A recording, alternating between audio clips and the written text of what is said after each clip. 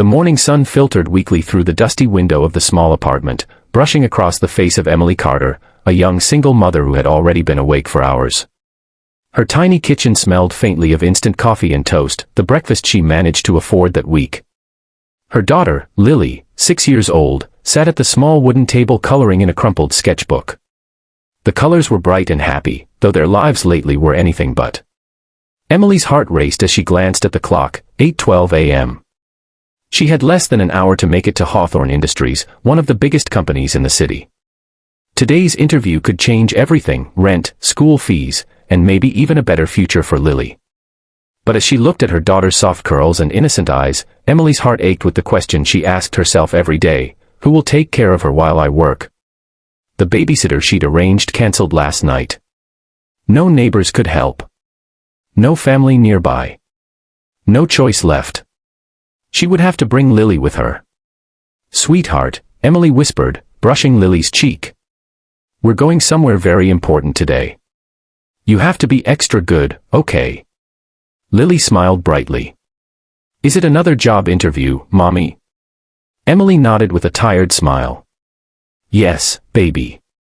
But this time it's going to work out." She hoped. The bus was late, of course. By the time it came, the city's morning rush had thickened.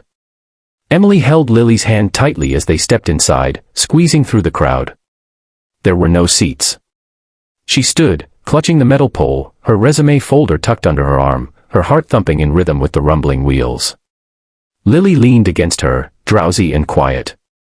Halfway through the ride, Lily's small head drooped onto Emily's arm, then slid onto the shoulder of the man sitting nearby. Emily froze in embarrassment. The man turned slightly, a tall, sharp-featured stranger in an expensive charcoal suit, his wristwatch gleaming under the sunlight. His expression softened as he saw the little girl sleeping against him. Instead of moving away, he adjusted slightly so her head rested more comfortably. Emily whispered, "I'm so sorry, sir, she's just tired." "It's all right," the man said, his voice deep but gentle. "Let her rest." He gave a faint smile before returning his gaze to the window, but Emily couldn't help noticing how calm he seemed, the kind of calm that came from money, power, and confidence. She wondered briefly who he was. Someone important, clearly. But that thought vanished as the bus stopped near the towering glass building of Hawthorne Industries. "Come on, sweetheart," Emily whispered, waking Lily. "We're here." The lobby was intimidating: marble floors, gold accents, employees in tailored suits.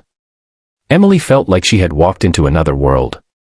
She clutched Lily's hand, praying no one would notice her trembling. At the reception, she smiled nervously. "Good morning, I'm here for the assistant manager interview, Emily Carter." The receptionist's eyes flicked to Lily and then back to Emily with a hint of disapproval. "Children aren't allowed in the interview rooms, ma'am." "I understand," Emily said quickly. I had no one to watch her." "She'll sit quietly, I promise." Before the woman could reply, a tall, stern HR manager appeared. "Miss Carter? You're here for the 9 a.m. slot." "Yes, sir." He frowned when he noticed Lily. "You brought a child?" Emily's throat tightened. "Yes, she'll just sit quietly in the corner." "That's unprofessional," he interrupted coldly. "We need someone committed, someone who can handle pressure. If you can't even arrange childcare, how can we trust you to manage a team?" Every word felt like a knife. Emily tried to speak, but her voice cracked. "Please, I'm qualified. I really need."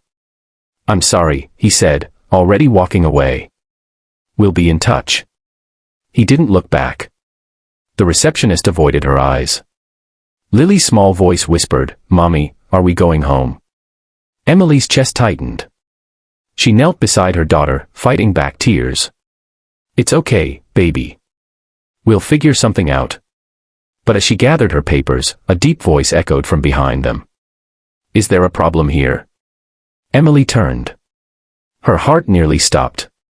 It was the same man from the bus, the one with the calm eyes and the expensive suit. Everyone in the lobby straightened at once. Even the HR manager froze. "Mr. Hawthorne," the receptionist stammered. "Mr. Alexander Hawthorne." The CEO himself.